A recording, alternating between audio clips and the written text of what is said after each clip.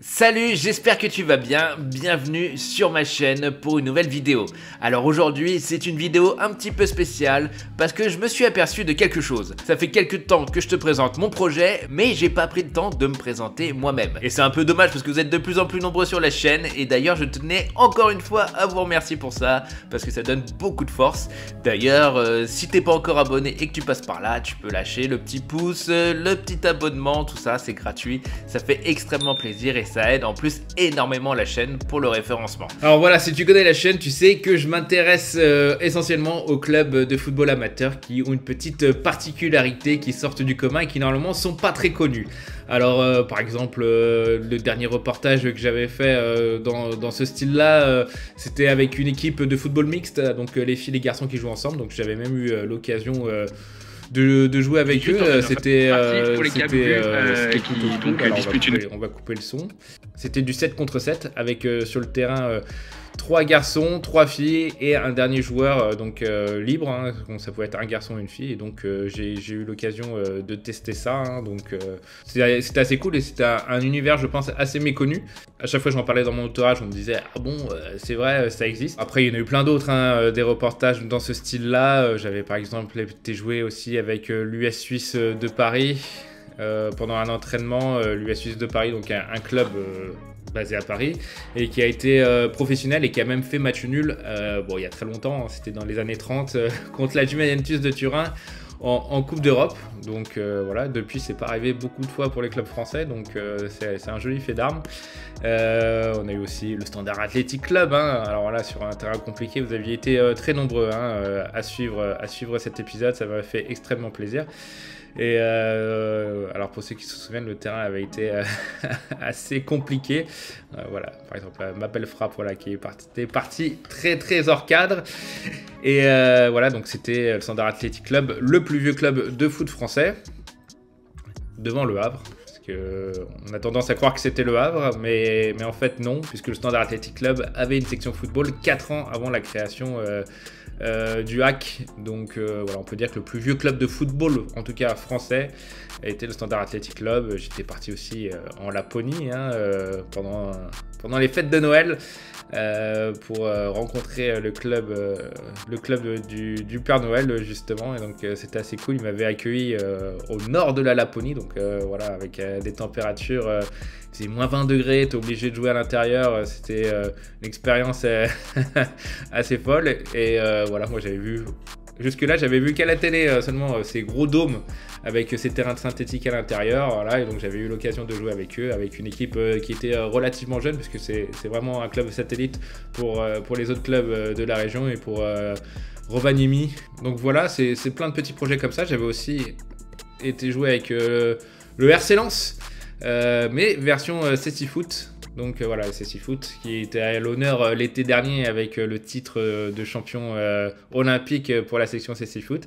Et donc le Racing Club de Lens avait eu la gentillesse de m'accueillir pour tester cette discipline. Donc je m'étais caché les yeux, comme tous les joueurs, hein, de toute manière, hein, parce que faut savoir aussi que au CC Foot, tous les joueurs ne sont pas forcément 100% non-voyants. Il y en a qui sont juste, entre guillemets, juste malvoyants, et donc ils se cachent tous les yeux pour avoir cette égalité. Et donc moi j'avais fait comme eux, je m'étais caché les yeux. Ça avait été assez compliqué parce que je m'étais caché les yeux dès le vestiaire. Donc voilà, par exemple, là on me voit en train avec le coach Mickaël, le coach du Racing Club de Lens, un super mec, hein, Mickaël, une grande gentillesse et un grand amoureux du Racing Club de Lens et de sa section CC Foot, hein, qui était très impliqué, voilà, et qui avait pris le temps de tout m'expliquer. Et voilà, on voit sur le sol, c'est des terrains en braille, on va dire. En tout cas, des terrains qui indiquent la direction pour les joueurs non-voyants. Donc ça c'est assez cool parce que c'est des choses auxquelles les voyants ne pensent pas forcément. Et voilà, donc c'était super bien. Et bon, après niveau football, ça avait été un peu plus compliqué pour moi parce que bah, essaye de jouer au foot, hein, sans regarder quand t'as jamais fait.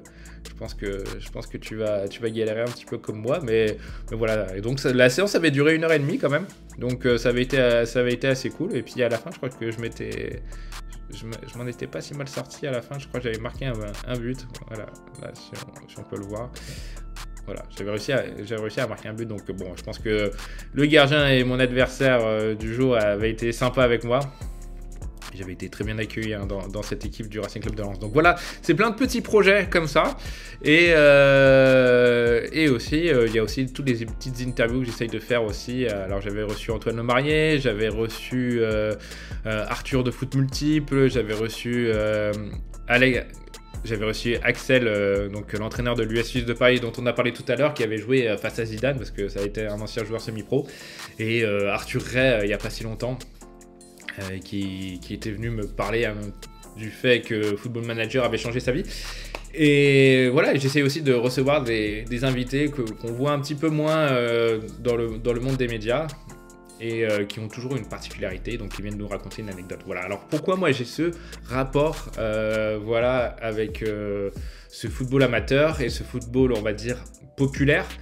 Parce que en fait, j'ai toujours voulu montrer ce qu'on ne voit pas très souvent. C'est-à-dire, un jour j'ai eu le déclic parce que je regardais un documentaire sur Ronaldo. Voilà, alors pas Cristiano Ronaldo, R9. Et en fait, j'ai regardé le documentaire. Alors le documentaire était très beau, voilà, et très très bien fait. Mais en fait, pendant 1h30, je me suis aperçu que j'avais pas appris grand-chose parce que je savais déjà tout. Et je pense que la plupart des gens qui ont regardé ce documentaire, c'était le cas aussi. Et bon, t'apprends toujours 2-3 petites choses, mais je veux dire, dans la globalité, pendant 1h30, t'entends juste dire que Ronaldo, c'est un joueur dès son plus jeune âge qui est un phénomène. Et d'ailleurs, c'est le même cas pour Messi. J'avais regardé ça aussi avec Messi, tout ça, et je m'étais dit, c'est dommage d'avoir la visibilité, d'offrir des programmes grand public et de montrer des choses que tout le monde connaît, entre guillemets, en tout cas tous les passionnés de football. Alors très vite, parce que j'étais encore étudiant à ce moment-là et j'ai eu l'idée à l'époque de faire un intérieur sport. Alors pour ceux qui connaissent intérieur sport, c'est des documentaires qui sont super bien réalisés par Canal. Et moi j'avais eu cette idée de réaliser des sortes d'intérieur sport, mais qu'avec des sportifs amateurs. Des sportifs que personne connaît. Et bon, j'ai pas eu l'occasion forcément de m'y mettre parce qu'entre les études et tout ça, c'était assez compliqué. Et finalement, quelques années plus tard, j'ai créé ma chaîne YouTube dans laquelle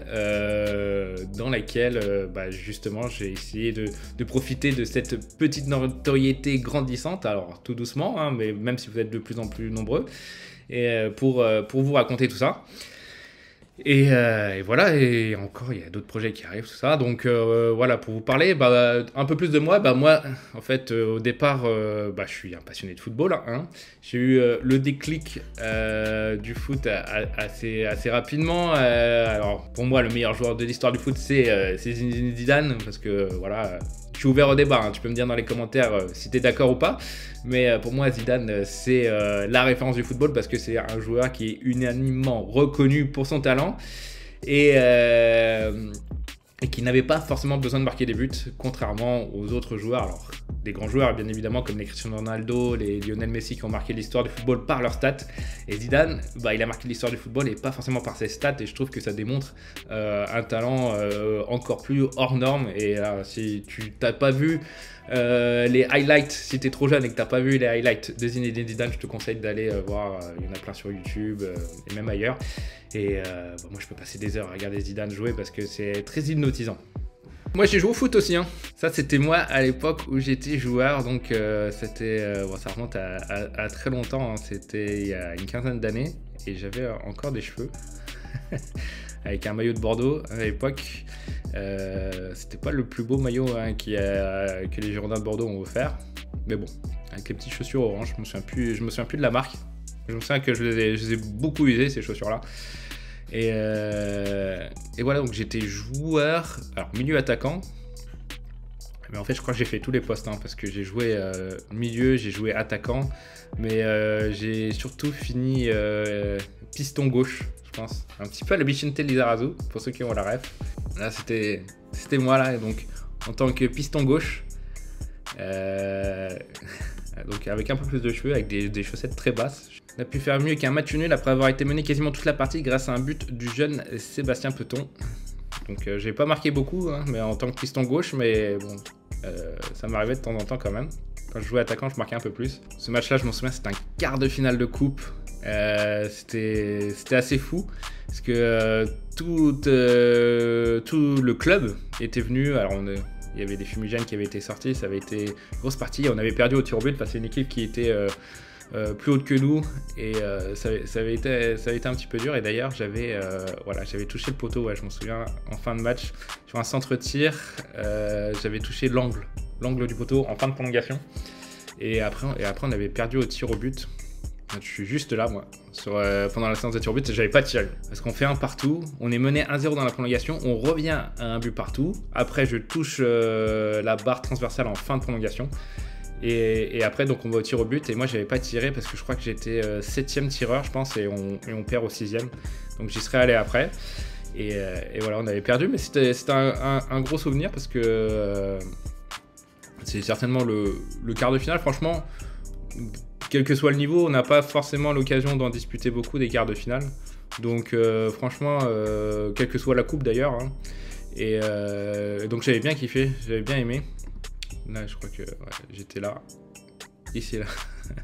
le point est sur moi, là. Donc ça, c'est top. Voilà, donc le club, c'était l'Arsenal Club. Donc rien à voir avec le club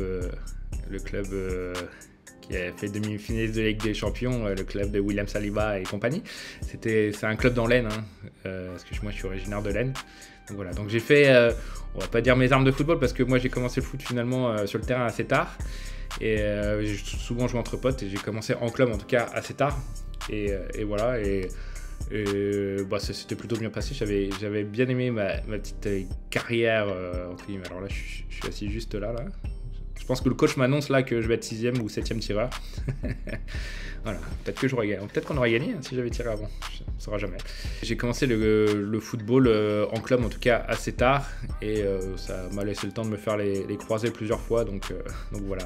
Après j'ai décidé d'aller un petit peu sur le côté et donc de vous présenter ça. Alors je joue encore pour le loisir, hein. Je joue avec mes potes en five, je joue pour les reportages parce que j'essaie de jouer à chaque fois dans la mesure du possible pendant les reportages. Mais c'est vrai qu'en club ça devient compliqué maintenant, même si j'avoue que parfois ça me manque beaucoup. Mais bon, il y a aussi une question d'emploi du temps parce que si tu veux être investi, il faut être investi à partir du moment où tu t'inscris dans un club.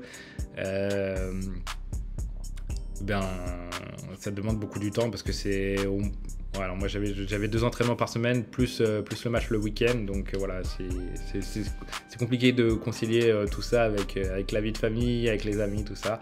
J'ai fait d'autres choses dans ma vie, hein. J'étais aussi commentateur de football. Donc ça c'est moi, j'étais commentateur pendant 3 ans sur une radio en Champagne-Ardenne. Alors je vais mettre un petit peu moins fort, donc je vous explique tout ça. Donc c'était assez cool, donc en fait c'était une radio qui émettait en Champagne-Ardenne. Et donc moi j'étais chargé d'aller commenter en direct des stades, des salles, parce qu'il n'y avait pas que du foot, il y avait aussi du handball, il y avait du hockey sur glace, j'ai fait aussi. Et du coup, voilà, j'étais en direct, donc c'était mes premières expériences en commentaire. Ouais. J'étais en train de commenter en direct là, à côté d'Arnaud Valadon aujourd'hui, ceux qui connaissent, qui était à RMC, qui commente en direct à RMC. Voilà, j'avais fait quelques duplex aussi. Voilà, je crois que c'est au moment où je m'emballe là. Va-t-elle la jouer ou va-t-elle la mettre dans le mur? Elle l'attend, elle marque. J'essaie de mettre un petit peu de ton, voilà, histoire que les gens passent un bon moment en m'écoutant. Voilà, donc voilà, c'était totalement bénévole, hein. Moi je faisais ça vraiment pour le plaisir, voilà, là, comme je disais, pour le hockey sur glace, voilà. Et voilà, donc ça m'a rapproché encore un peu plus du monde du football amateur. Là c'était au stade Auguste Delaune là, pour un match, parce qu'on suivait beaucoup Sedan à l'époque, je me souviens. Et d'ailleurs j'ai été commandé Sedan à Paris face à l'équipe réserve du Paris FC, parce que Sedan à l'époque avait été rétrogradé comme aujourd'hui assez bas. Et donc j'avais été les commenter à Paris en direct dans un stade à Paris face au Paris FC. J'avais été les suivre à Valenciennes et là ils jouaient leur match de la montée face à l'équipe réserve du stade de Reims. Et donc voilà, on était Auguste Delaune. Donc voilà, c'était une expérience assez top. Donc voilà, j'ai fait tout ça. Et, mais je commentais déjà quand j'étais petit. Mon premier commentaire, c'est ça.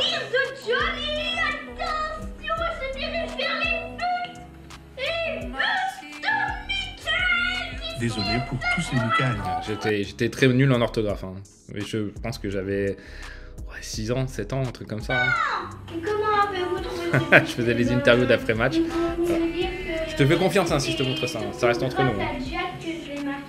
Attention, tire de Bon, petit problème de disproportion. Voilà, j'étais plus commentateur que dessinateur. Hein, avec des bonhommes de profil. Bonsoir Christopher. Voilà, donc après, j'ai eu la chance de commenter en vrai. Donc ça, c'était un vrai kiff. Et j'adore ça, commenter en direct. C'est vraiment top.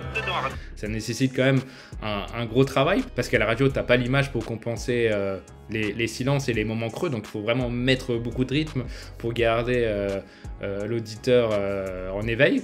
Et voilà, donc tu dois lui décrire au mieux l'action. Parfois, ça va très vite. Donc voilà, c'est un exercice que j'avais adoré. J'avais fait ça pendant 3 ans. Et voilà, et après j'ai réalisé d'autres reportages que voilà. Et donc voilà, donc moi, comme je le disais, j'ai un rapport assez particulier avec le foot amateur. Il y a plein de médias hein, qui sont spécialisés dans le football professionnel et qui le font très bien. Et voilà, c'est pour ça que moi j'avais envie de faire autre chose, de vous proposer des choses que vous ne pouvez pas forcément voir ailleurs. Je pense que les reportages que je vous ai proposés, vous n'avez pas forcément dû les voir ailleurs, justement, que ce soit avec les équipes mixtes, avec le club du Père Noël, ou même avec la section CC Foot du Racing Club de Lens, et j'en oublie. Hein. Donc voilà, c'est des choses, normalement, il y a, pour l'instant en tout cas, que sur C'est beau le foot que vous pouvez les voir. Et donc moi c'est vraiment cette particularité là, c'est de essayer de vous instruire et avec un petit ton. Alors voilà, moi je suis pas mal dans l'autodérision, j'ai aucun problème à me moquer moi-même de mes prestations sportives, parce que voilà, si on compare à d'autres joueurs, forcément c'est pas sur cette chaîne là que tu verras les plus belles actions de football. C'est pas pour ça que tu vas venir ici, parce que là, il y en a d'autres qui le font très bien. Il y a les chaînes par exemple, de Val Liénard ou d'Antoine Le Marié, qui est là, si tu veux voir du football de haut niveau, c'est là-bas qu'il faut aller. En plus, ils ont la particularité de te proposer d'autres contenus très intéressants. Mais voilà, moi, je voulais surtout aller en profondeur, avec un ton assez léger, assez marrant, voilà. Et de présenter tout ça, de te présenter des personnages qui méritent d'être en lumière et qui ne le sont jamais mis. Donc voilà, c'est ça le projet. Bon, je pense qu'on a à peu près fait le tour. Je pense que tu en sais un peu plus sur moi. J'ai aussi d'autres projets qui peuvent être des hors-série par rapport à ce que je te propose déjà. Mais ça demande du temps. Donc voilà, j'essaye de mettre ça en application. Et si ça le fait, ça serait très cool. Donc voilà, il y a pas mal de boulot et tout ça, ça passe par vos encouragements, par vos abonnements, par vos likes, tout ça, ça fait vraiment extrêmement plaisir. Et voilà, on est en train de construire un truc très sympa tous ensemble. Et en tout cas, voilà, moi quand j'ai lancé ma chaîne là, il y a quelques années, pas aussi assidûment qu'aujourd'hui, je pensais pas un jour atteindre les presque 15 000 abonnés. Donc ça c'est complètement fou. Donc voilà, merci à tous. Donc en attendant, si t'as pas vu les vidéos dont on vient de parler, tu peux toujours aller les regarder, que ce soit les interviews ou les reportages. Tu peux aussi les partager, franchement ça ferait extrêmement plaisir. On va se donner rendez-vous très vite pour un nouvel épisode et surtout, c'est beau le foot.